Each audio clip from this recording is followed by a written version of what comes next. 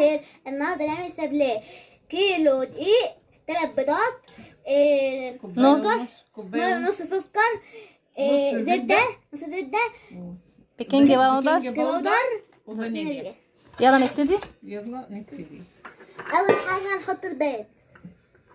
هنعمل بيضه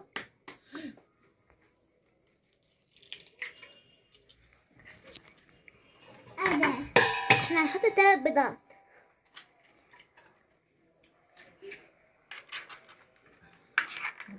عيطة اصحابك يا ملوكة.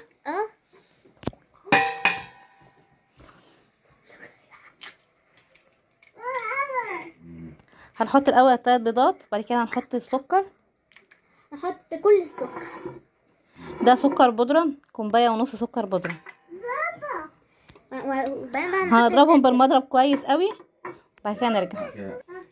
هنحط عليهم حبة فانيليا، بعدين بيكنج باودر. لا هنضربهم يا ملك الاول، وبعد كده البيكنج باودر مع الدقيق. نص زبدة. هنحط الزبدة عليهم معلقة يا ملك، وهنرجع لكم. نحطها كويس كلها ونضربهم بقى بالمضرب لغايه ما يدي اللون. كده ضربنا الزبده والسكر والبيض والفانيليا. بعد كده هنحط بقى، قولي يا ملك، قولي يا ملك. هنحط الدقيق عليه بيكنج باودر، نص كيس بيكنج باودر.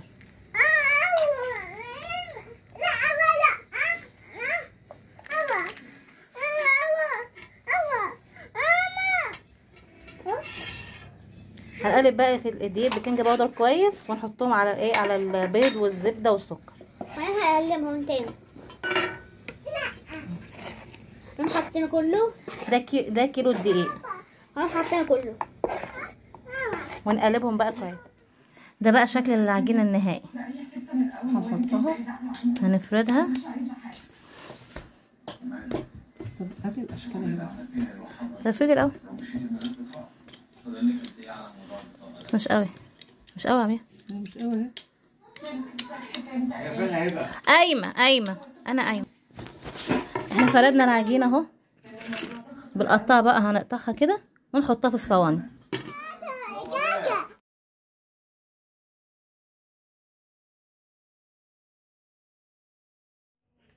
ده بقى الشكل النهائي بتاعنا. كل سنه وانتم طيبين. سوسو بيقول لكم باي.